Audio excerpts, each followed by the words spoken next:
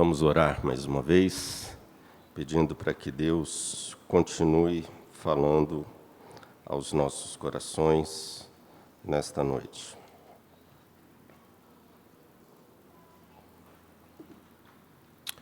Pai amado, obrigado, Senhor, pela Tua maravilhosa graça, razão pela qual nós estamos aqui nesta noite, pelo Teu cuidado, amor, zelo, carinho, misericórdia para com cada um de nós. Obrigado pela Tua santa palavra, por esta riqueza que o Senhor deixou para nós, pela bênção que temos de ouvir a Tua voz por meio dela, na nossa própria língua. Que tenhamos a Tua graça de sermos alimentados com o pão vivo dos céus nesta noite. Usa-nos para a Tua honra, para a Tua glória, para o Teu louvor. Que o Senhor tenha misericórdia de mim, como vaso de barro que sou, que o Senhor cresça, que o diminua, mas que a Tua glória resplandeça em nossos corações, Pai. Obrigado por este momento, por cada irmão, cada irmã que está aqui. Cada um receba da Tua parte a Tua bênção. Em nome de Jesus. Amém. Amada igreja, esta é uma série de sermões que a equipe pastoral tem proposto à igreja para juntos estudarmos a carta de Filipenses, a carta da alegria. O reverendo Marco Antônio iniciou domingo passado falando-nos sobre as alegrias que a introdução desta carta nos apresenta, e hoje nós vamos trabalhar os versículos 3 a 8. Então, convido a igreja a abrirmos a Bíblia em Filipenses 1, versos 3 a 8.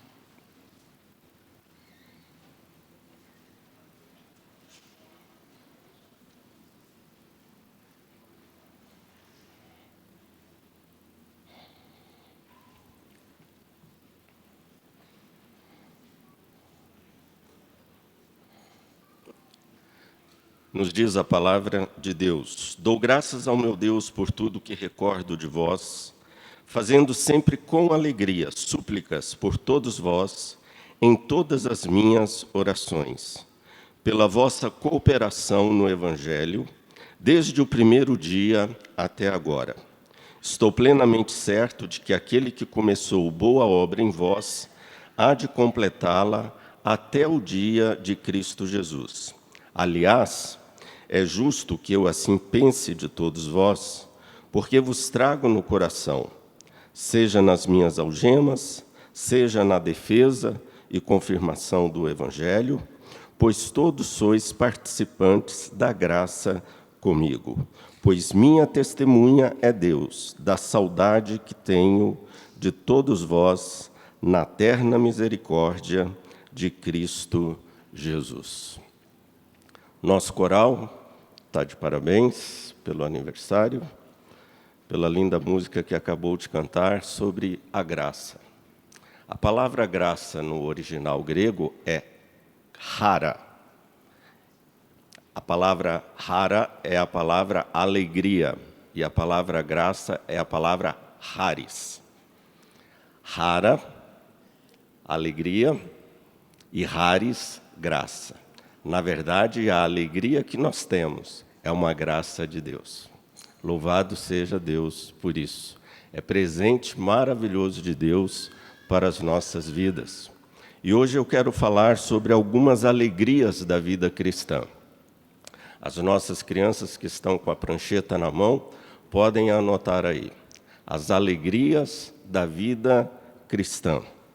Quero falar apenas 8 alegrias. Apesar de serem 8, o sermão não é demorado.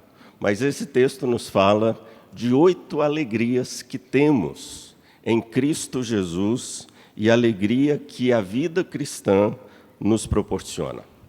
A primeira alegria nós encontramos logo no início do texto, quando Paulo fala da alegria cristã pela igreja e pelos irmãos.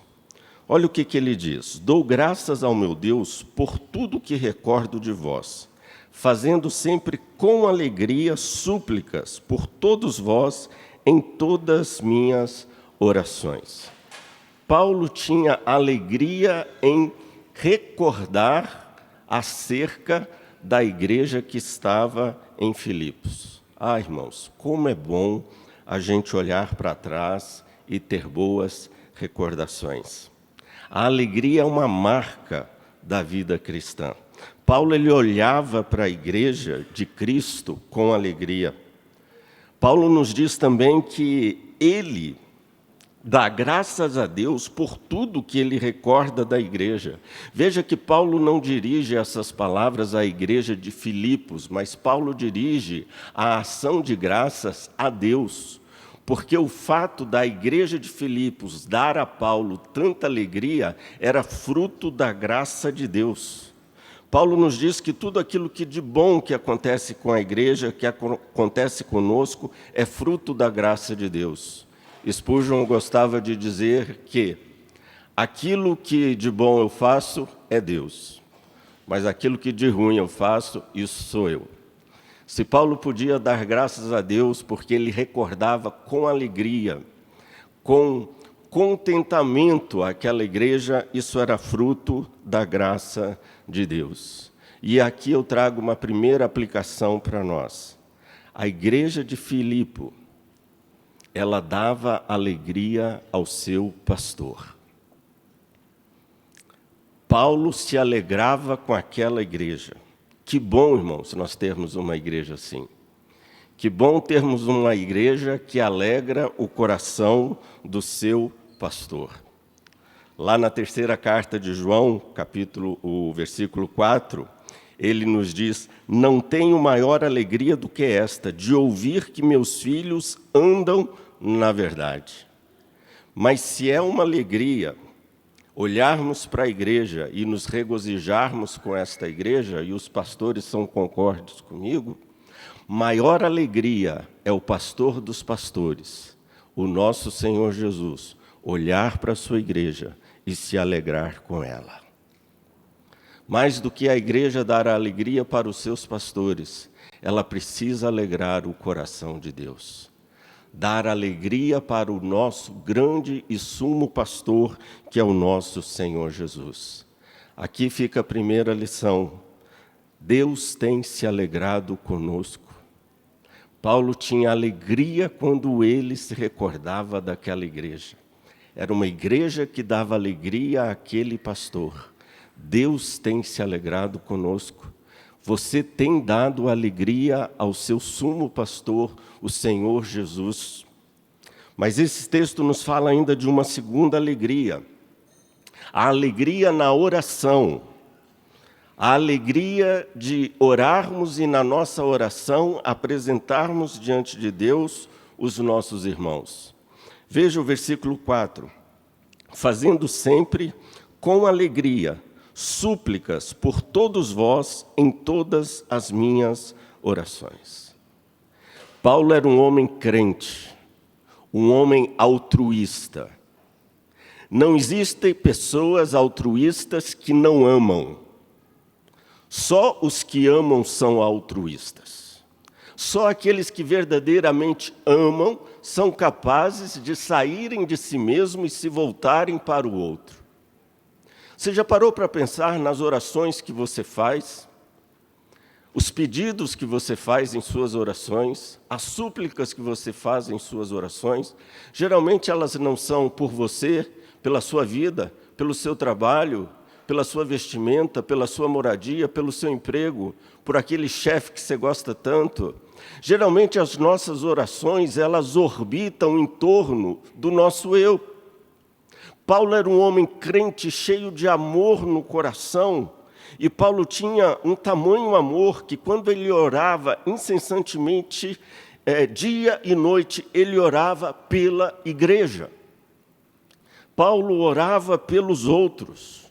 Enquanto oramos pelos outros, irmãos, o Espírito Santo está intercedendo por nós, por mim e por você. A Bíblia nos ensina a orarmos uns pelos outros. A oração do apóstolo Paulo não era egoísta. O apóstolo Paulo era capaz de colocar não os seus problemas diante de Deus em primeiro lugar, mas os problemas da igreja. Paulo estava encarcerado na prisão, atrás das grades. Paulo podia estar ali suplicando a Deus para Deus libertá-lo, livrá-lo daquela situação de sofrimento, mas Paulo estava pensando na igreja. Paulo estava pensando nos outros. Quando nós oramos, irmãos, estamos pensando em primeiro lugar em nós, ou nas coisas que dizem respeito a Deus e aos nossos irmãos. Lembrem da oração do Pai Nosso. A oração do Pai Nosso, ela é plural, é Pai Nosso. É o meu Pai, é o nosso Pai. A ceia do Senhor, da qual vamos participar daqui a pouco, é uma das mais belas expressões sobre isso.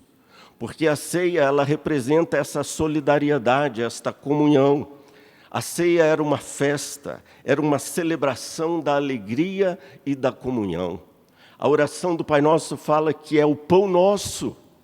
É orar não só pelo nosso pão, pela nossa subsistência, pelo nosso emprego, mas é orar pelo pão e pela subsistência do nosso irmão também. Tem gente capaz de jejuar 3 dias para Deus fazer com que ele passe num concurso público. Mas será que a gente seria capaz de jejuar 3 dias para que o nosso irmão passasse em um concurso público? Como nós somos egoístas! O Espírito Santo derramou no nosso coração o amor, a fim de que vivêssemos a plena e perfeita comunhão. Esses versos estão falando justamente sobre isso. Veja a terceira alegria. Temos a alegria que Paulo tinha em relação à igreja do Senhor, a alegria que Paulo tinha em orar pelos outros, e agora a alegria de cooperar com o Evangelho. Veja o verso 5. Pela vossa cooperação no Evangelho, desde o primeiro dia até agora. Uma palavra interessante que aparece aqui, geralmente nós a compreendemos mal. A palavra cooperar aqui é a palavra koinonia. E geralmente nós traduzimos koinonia por comunhão. Se você convida uma pessoa não crente para tomar um café na sua casa, isso pode ser uma amizade. Mas se você convida um irmão seu para tomar um café na sua casa, isso pode ser comunhão. Será? De onde é que vem essa palavra que Paulo usa justamente aqui, e ela é usada em tantas outras partes do Novo Testamento, a palavra koinonias? Koinonia vem de koiné, aquilo que é comum. A koinonia, ela só existe quando existe algo em comum entre eu e o outro. É justamente aquilo que nós temos em comum que nos une. O mesmo Deus, o mesmo Espírito, o mesmo batismo, a mesma causa, o mesmo Evangelho. Nós temos comunhão quando temos um único Espírito que nos une em uma mesma qual, pela qual lutar, viver e morrer. Isso é koinonia, isso é comunhão. E o mais interessante é que essa palavra koinonia, ela vem do mundo dos negócios, do mercado financeiro da época. Aqui, essa palavra cooperação é uma palavra ligada ao mercado financeiro, é a koinonia nas finanças. O que quer dizer isto? Os autores eles são praticamente unânimes em fazer essa afirmação de que aqui Paulo está falando da questão financeira. Não sei se vocês sabem, mas a igreja de Filipos foi a única igreja que sustentou Paulo com ofertas. Foi a única igreja que sustentou o apóstolo Paulo com ofertas. O que acontecia na época de Paulo? Quando 2 pessoas, por exemplo, vamos comprar uma padaria, vamos montar um negócio, 2 pessoas, então, compravam uma padaria e começavam um negócio. Essa compra em conjunto da padaria era koinonia. E para que os 2 comprassem a padaria, eles precisam o quê? Despender do dinheiro, dos recursos que eles tinham para investir naquele negócio. Então, todas as economias de ambos os compradores estavam voltadas para aquele negócio em comum, e todos eles iam trabalhar em prol desta padaria, deste negócio, desta causa comum. Então, esta causa era algo que eles tinham em comum e pela qual ambos trabalhavam, lutavam, investiam as suas vidas, investiam o seu dinheiro. O que Paulo está querendo dizer para nós aqui, e ele fala isso lá no capítulo 4 de Filipenses também, que os filipenses ajuntaram o dinheiro que eles tinham, todos os seus recursos, para juntamente com Paulo investir na obra missionária, investir no Evangelho. Isso é koinonia. Quer dizer, Paulo está dizendo, a igreja de Filipos está verdadeiramente em comunhão comigo, trabalhando em prol de uma mesma causa. Nós temos um mesmo propósito. Havia, portanto, aqui uma comunhão estabelecida, não pela padaria, mas pelo Evangelho. Evangelho pelo qual tanto a igreja como Paulo trabalhavam. Por isso, irmãos, Paulo dá graças pela comunhão, pela koinonia no Evangelho dos filipenses, que abriram mão de tudo para ajudarem Paulo no Evangelho. E isso é razão mais do que suficiente para Paulo dar graças a Deus por aquela igreja. E deixe-me abrir um parênteses em relação à koinonia. O que a ceia representa? Isso nós vemos em 1 Coríntios. A ceia representa comunhão. E a única cláusula excetiva que nós temos nas Sagradas Escrituras que nos proíbem participar da ceia do Senhor não é se eu estou em pecado ou não, porque só pecador que participa da ceia do Senhor. Mas a única cláusula excetiva que me impossibilita participar da ceia do Senhor é se aquilo que a ceia representa eu não vivo. Se eu estou em litígio com meu irmão, em pecado com meu irmão, se eu estou odiando o meu irmão, se eu ainda não pedi perdão para o meu irmão, para a minha irmã, para a minha esposa, para o meu esposo, vai, reconcilia-te antes com teu irmão, depois vem e coloca a tua oferta sobre o altar. Senão a tua oferta, o teu culto, a tua presença na ceia do Senhor vai ser juízo de Deus sobre a sua vida. A igreja de Corinto não estava vivendo a comunhão devida que a ceia representa. Termos algo em comum, irmãos, é sabermos que somos irmãos em Cristo Jesus, família de Deus. Quarta alegria. E essa é uma alegria que poucos querem experimentar. É a alegria do sacrifício. A alegria no sofrimento. Mas, pastor, como pode haver alegria no sacrifício e alegria no sofrimento? Veja o verso 6. Estou plenamente certo de que aquele que começou boa obra em vós há de completá-la. Começou e completar. São duas palavras técnicas que eram usadas no Antigo Testamento para o começo e o fim de um sacrifício. Paulo está dizendo que todo o ministério dele, toda a vida cristã dele, da pregação do Evangelho, era um sacrifício a Deus. William Barclay, um comentarista cristão, falando sobre isso, ele nos diz que Paulo contemplava a vida do cristão como um sacrifício disposto a ser oferecido por Jesus Cristo. E Paulo se alegrava nisso. Paulo se alegrava nas suas cadeias. Paulo se alegrava nas suas algemas. Aquilo que o reverendo Marco Antônio falou domingo passado, sobre a cadeia, a prisão marmetina, em que Paulo ficou preso, e provavelmente ali, em alguma ocasião também, junto com Pedro. Uma das vezes que estive em Roma, eu tive a oportunidade de ver. E eu desci lá naquele buraco. E lá naquele buraco úmido, mal cheiroso, onde a única coisa que a gente consegue ouvir é um gotejar de água. tem nada. Nessa carta, Paulo falava das alegrias que ele tinha em Deus. Desse buraco, dessa prisão, querendo mostrar para nós que as nossas alegrias, elas não são circunstanciais. Porque quando sofremos por Cristo, isto é uma bênção. Quando Paulo fala lá em 2 Timóteo, ele fala que a vida dele é um sacrifício que está sendo oferecido a Cristo. E Paulo fala lá em 2 Timóteo 4, 6 a 8, e Paulo diz assim: quanto a mim, eu estou já sendo oferecido por libação.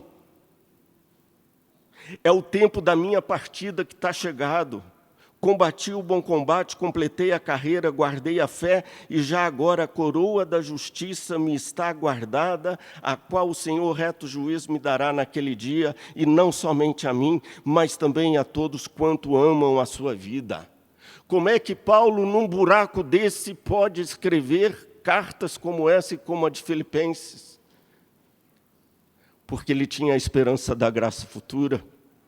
Ele sabia que os sofrimentos desse tempo presente não tinham como se comparar com as glórias e as alegrias da eternidade. Paulo, ele fala que a nossa vida aqui neste mundo, nesse tempo presente, irmãos, a nossa vida aqui é uma guerra, a nossa vida aqui é uma luta. Nós vivemos num mundo hostil ao Evangelho, num mundo hostil aos evangélicos, num mundo hostil à Igreja de Cristo. Paulo, ele fala aqui em 2 Timóteo, capítulo 4, ele diz: combati o bom combate. A nossa vida cristã é uma luta. Ele fala no capítulo 6 de Efésios que a nossa luta não é contra a carne nem contra o sangue, é contra os principados e potestades. Temos que estar constantemente revestidos da armadura de Deus, com a palavra da verdade, com o capacete da salvação, com a couraça da justiça, com o escudo da fé, com a espada do Espírito, com as sandálias do Evangelho da paz. E essas armas, elas são poderosas em Cristo Jesus. Elas não são nossas. Jó, no capítulo 5, versículo 7, ele fala que o homem nasceu para o sacrifício, o homem nasceu para o sofrimento. Jó ainda fala no capítulo 7, versículo 1, a vida do homem sobre a terra é penosa. Jó ainda no capítulo 14, versículo 14, diz, a vida do homem na terra é uma luta, é uma batalha. Thomas Kempis, esse teólogo, já citei aqui, escreveu um livro maravilhoso chamado Imitação de Cristo. Alguns irmãos já estão lendo. O pastor Marco Antônio está fazendo meditação nele também. Estou acabando de lê-lo pela segunda vez. Thomas Kempis, quando ele compara as glórias da eternidade com esse tempo presente de sofrimento, Thomas Kempis fala que os dias deste tempo são curtos e maus e cheios de dores e de angústia. Paulo fala que nesse tempo presente nós gememos como a natureza geme, mas temos uma esperança, a esperança da vida eterna. O texto que Paulo escreve em Filipenses não acaba aqui. Santo Agostinho, sabe o que ele vai dizer? Santo Agostinho diz que, se na tribulação presente não nos consola a esperança do século futuro, perecemos. Com os pés no vale, mas o coração no céu. É o que temos estudado em 1 Pedro. A nossa vida, irmãos, também é um sacrifício. E Paulo fala que temos lá em Romanos 12, 1, que temos que apresentar a nossa vida a Deus como um sacrifício vivo, santo e agradável. Mas é no sacrifício da vida cristã que consiste a nossa alegria. Jesus, no Sermão do Monte, falou assim, porque vocês são os meus discípulos, vocês vão ser perseguidos, vocês vão ser caluniados, vocês vão sofrer por amor a mim. Mas eu digo a vocês, se isso acontecer com vocês, vocês serão pessoas bem-aventuradas, mais do que felizes, porque estarão sofrendo por amor a Cristo. John Piper tem escrito muito sobre isso. Em um de seus livros, John Piper, ele falando justamente sobre o assunto, John Piper fala, é paradoxal o fato de as alegrias serem mais profundas, aonde os sacrifícios são maiores.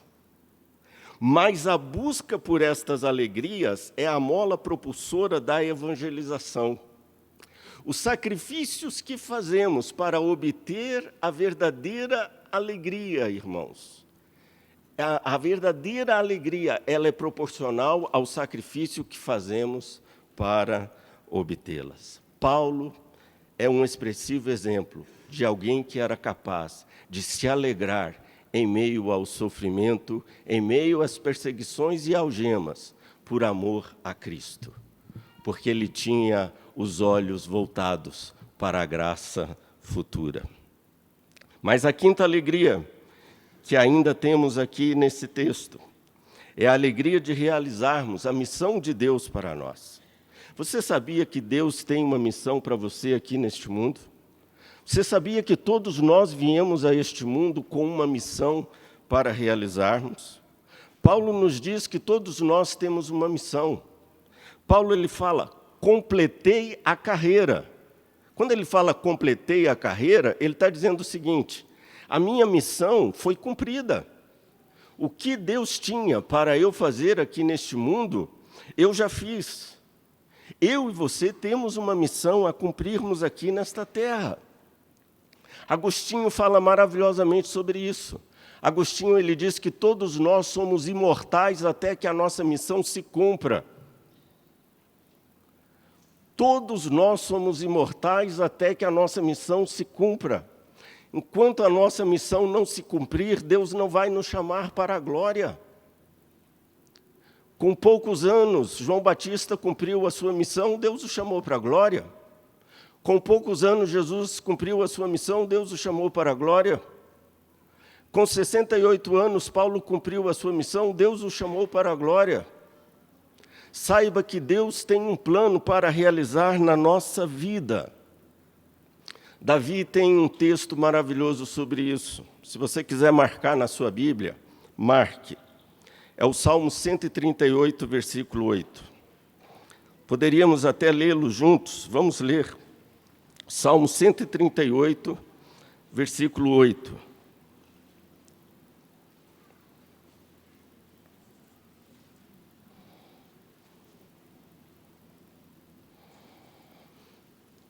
Olha que texto lindo nós temos aqui. Salmo 138, 8. Vamos ler? O que a mim me concerne, o Senhor levará a bom termo. Só até aí. O que a você, irmão, irmã, concerne a sua vida, o Senhor levará a bom termo. Sabe como é que está escrito isso aqui no original hebraico? No original hebraico está escrito assim, Yahvé cumprirá o seu plano em mim. Louvado seja Deus.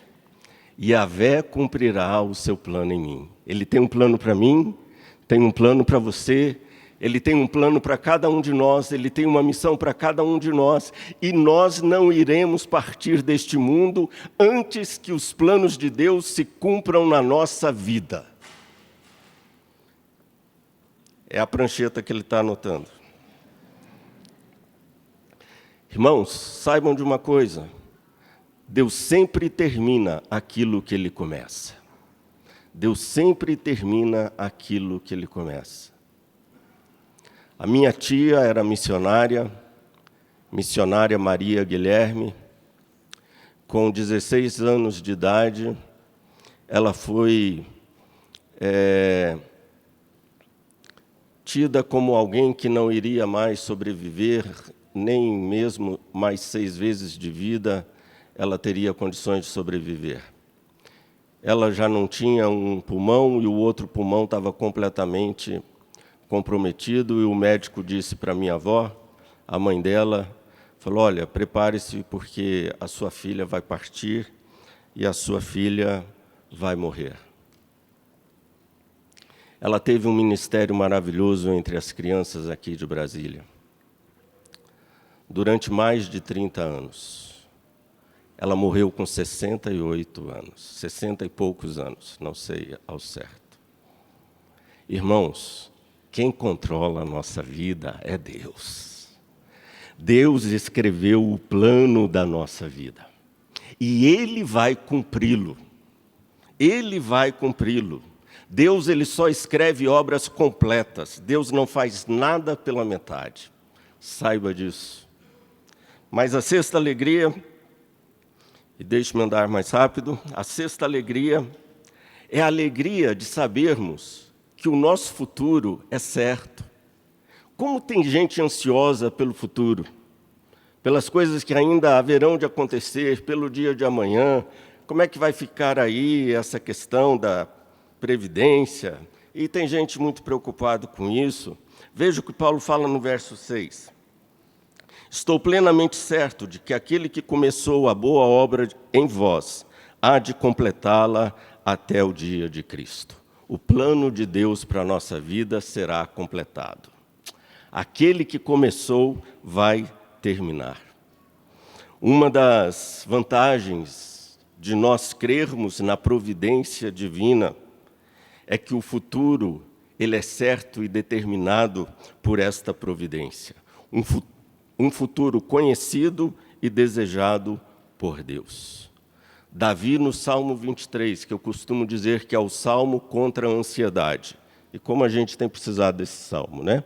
Mas Davi, no Salmo 23, ele diz: bondade e misericórdia certamente me seguirão todos os dias da minha vida, e habitarei na casa do Senhor para todo sempre. Deus vai estar comigo todos os dias, e o meu fim é estar na glória, na casa do Senhor para todo sempre. Paulo nos mostra, irmãos, que a esperança do cristão quanto ao presente e ao futuro, ela é certa. Não precisamos ter ansiedade com isso. Não estejais ansiosos pelo dia de amanhã, disse Jesus, basta cada dia o seu mal. O futuro ele não precisa causar ansiedade em um cristão. Ele é certo e ele já é garantido por Deus. Deus, ele já garantiu e determinou o nosso futuro. Judas, no versículo 24, é um texto que eu gosto muito. Judas diz assim: ora, aquele que é poderoso para vos salvar de tropeços e para vos apresentar com exultação, imaculados diante da glória de Deus. O mesmo Deus que nos salvou é o Deus que vai nos manter salvos até aquele dia, aquele grande e glorioso dia. Agostinho diz assim: o Deus que te criou sem ti, Ele também não te salvará sem ti? Obviamente que sim. Mas a sétima alegria, a penúltima alegria, é a alegria da solidariedade cristã. Expressão nítida naquilo que estaremos fazendo daqui a pouco na ceia do Senhor. Verso 7. Há várias coisas que os cristãos compartilham entre si. Veja o verso 7. Aliás, é justo que eu assim pense de todos vós, porque vos trago no coração, seja nas minhas algemas, seja na defesa e confirmação do Evangelho, pois todos sois participantes da graça comigo. Pois todos sois participantes da graça comigo. Que graça é essa que Paulo está falando, irmãos? A graça daquela igreja sofrer junto com Paulo pelo Evangelho. Você quer essa graça? É uma graça que a gente deseja? Paulo está dizendo que aquela igreja ela era solidária com Paulo nos seus sofrimentos, nas suas algemas, por aquilo que ele fazia em relação ao Evangelho. Ele diz: todos são participantes da graça comigo. Todos compartilham uma dívida comum também com a graça de Deus. A fé cristã não é algo solitário, individualista, mas a fé cristã é algo comunitário. É a fé de um povo. Ao contrário de Caim, nós fomos chamados para sermos tutores dos nossos irmãos. Hoje nós estamos vivendo num mundo pós-moderno extremamente individualista, hedonista, aonde cada vez mais não nos importamos com o outro. Irmãos, nós somos seres gregários. Nós fomos chamados para o relacionamento. A Bíblia nos ensina que devemos nos importar com o irmão. Paulo está dizendo que aquela igreja era uma igreja solidária, solidária na obra do Evangelho, e ele repete isso várias vezes na sua carta. Diz que aquela igreja ela era solidária com Paulo no seu sofrimento. Ele fala isso depois no verso 13 e verso 14. Os pastores depois de mim falarão sobre isso. E João, o apóstolo João, o querido apóstolo João fala algo maravilhoso logo no primeiro capítulo de Apocalipse. Ele se identifica quem que ele é. E o apóstolo João fala assim: eu, João, irmão vosso e companheiro na tribulação. Companheiro na tribulação, companes, aquele que parte o pão junto. Irmãos, eu e você fomos chamados para sermos companheiros na tribulação do nosso irmão. Hoje os livros de autoajuda e muitos livros de psicologia, obviamente, têm as suas exceções, fala: não se envolva, você vai sofrer. Não se envolva com o problema do outro, você vai sofrer, preocupe-se com a sua própria vida. A Bíblia fala: não, esvazie de você mesmo e volte-se para o outro, faça como Cristo fez, seja um seguidor de Cristo. E a psicologia tem falado o contrário. Os coaches da vida pisam em cima do outro para terem promoções e promoções e promoções. Não importa se o outro vai sofrer. Você já viram um coach para o outro se dar bem no emprego? Eles eram solidários na tribulação. Eu, João, irmão vosso e companheiro na tribulação. Quando o irmão chora, eu choro.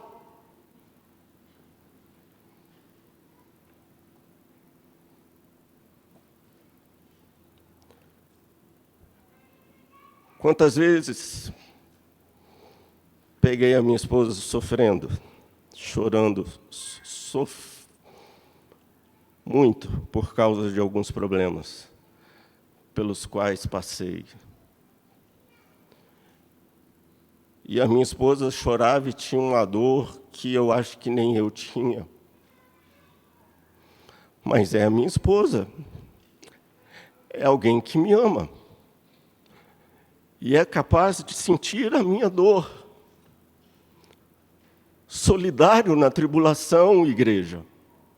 É um chamado para todo cristão. E na nossa igreja tem muita gente sofrendo, que precisam de pessoas que sejam solidárias ao seu sofrimento.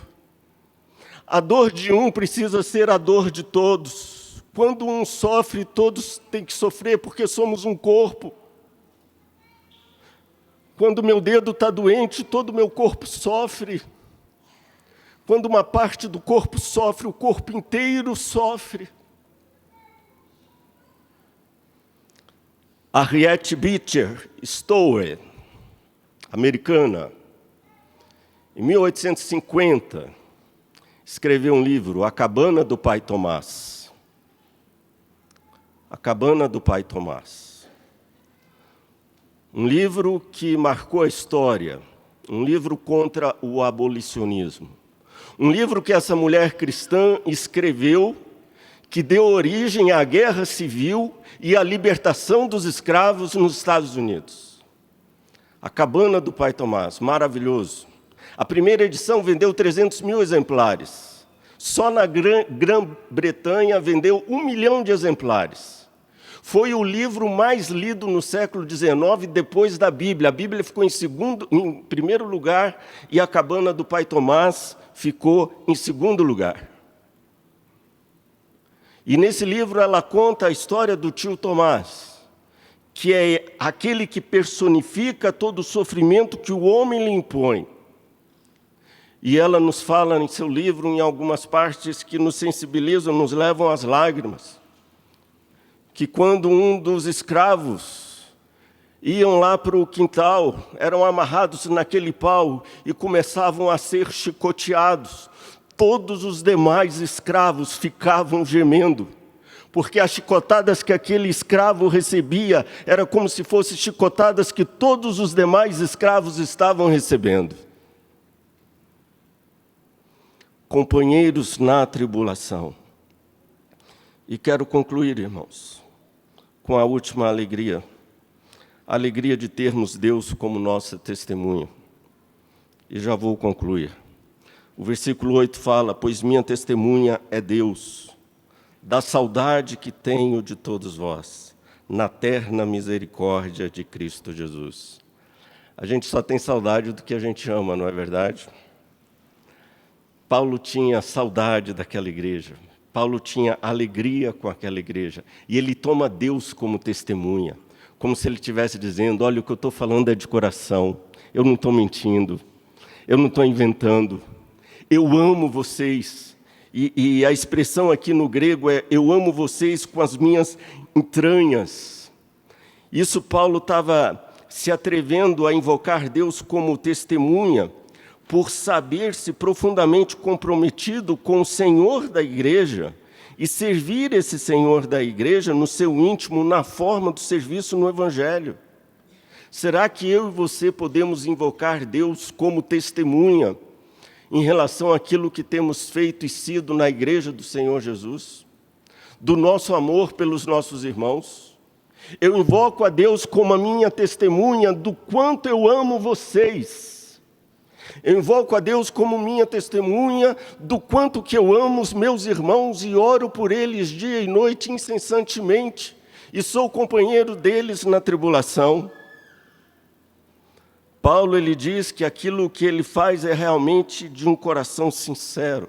Ele fala: saudade que tenho de todos vós na terna misericórdia de Jesus Cristo. E a expressão que ele usa aqui é as entranhas maternais.